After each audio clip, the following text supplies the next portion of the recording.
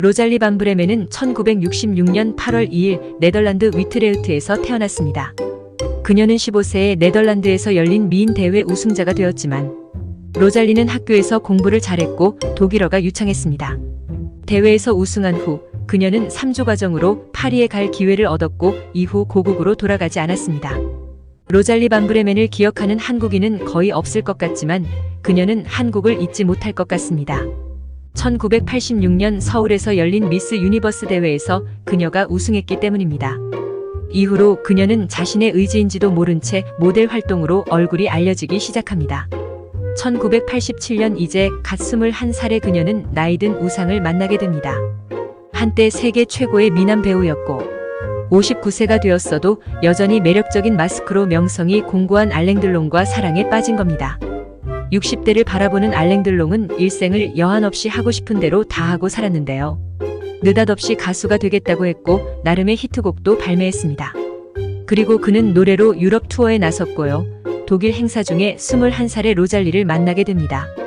아마도 뮤직비디오 모델이 아파서 펑크를 내면서 로잘리로 대체되었고 그녀는 노래도 춤도 제대로 할 줄 몰랐지만 오로지 미모로 알랭 들롱에게 픽업된 것 같습니다. 게다가 그녀가 네덜란드의 법대생이란 사실을 알고 알랭 들롱은 더욱 그녀에게 매료되었을 테고요. 로잘리는 알랭 들롱이 나온 영화는 한 편도 본 적이 없었는데요. 네덜란드에서는 프랑스 영화를 보여주지 않아서였다고 합니다. 알랭은 여성에게 감동을 주는 방법을 너무 잘 알았고 로잘리는 그의 매력을 거부할 수 없었습니다.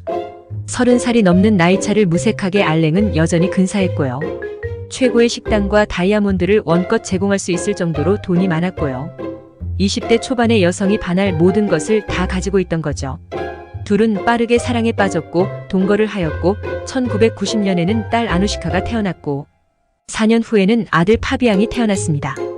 그러나 그녀가 나이 많은 남편과 사랑에 빠져서 고국도 버리고 학업도 중단하고 아이를 둘이나 낳았음에도 로잘리와 결혼을 해주지 않았습니다. 그래서 로잘리의 감정의 골이 깊은 상태였지만 알랭은 그런 것도 모르고 두 아이와 가족을 이룬 것에 대해 행복하고 감사했습니다. 그러면서 카메라 앞에서는 반복적으로 기자들에게 가족보다 중요한 것은 없다고 말을 했었고요. 하지만 로잘리는 비로소 환상에서 깨어난 것 같습니다. 남편은 너무 급격히 늙고 있었고 결혼식도 안 올렸으니 미련이 없었나 봅니다. 마치 선녀와 나무꾼처럼 이제 겨우 5살과 1살이 된 아이들을 데리고 그녀의 조국인 네덜란드로 떠났습니다. 어찌어찌해서 아이를 호적에 올리고 다시 데려오긴 했지만 이미 서로 골이 깊이 패인 상태에서 알랭은 로잘리를 불신했고 이를 간파한 로잘리는 다시 아이들을 데리고 네덜란드로 도망 비슷하게 떠났습니다.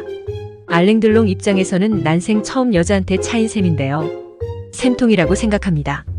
알랭 들롱은 다시 배우로 돌아와 탐정 영화에 출연하기 시작했고 평경장 같은 역할이었던지 다시 인기 폭발로 프랑스뿐만 아니라 해외에서도 좋은 평가를 받게 됩니다.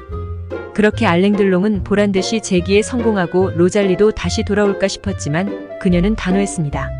로잘리 입장에서는 그에게 10년 이상을 헌신하였고 학업과 직업도 포기하고 아이도 2명이나 낳았습니다. 로잘리는 젊은 시절 자신의 실수를 만회하기 위해 다시 대학으로 돌아갔고 오랫동안 못 본 친구들을 만났습니다.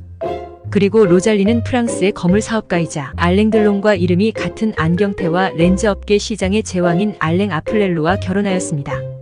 당연히 배우 알랭 들롱이 빡칠 노릇이었죠. 게다가 알랭 아플렐루는 텔레비전 토크쇼에 등장하여 로잘리와의 행복한 삶에 관한 이야기를 자주 하였고요.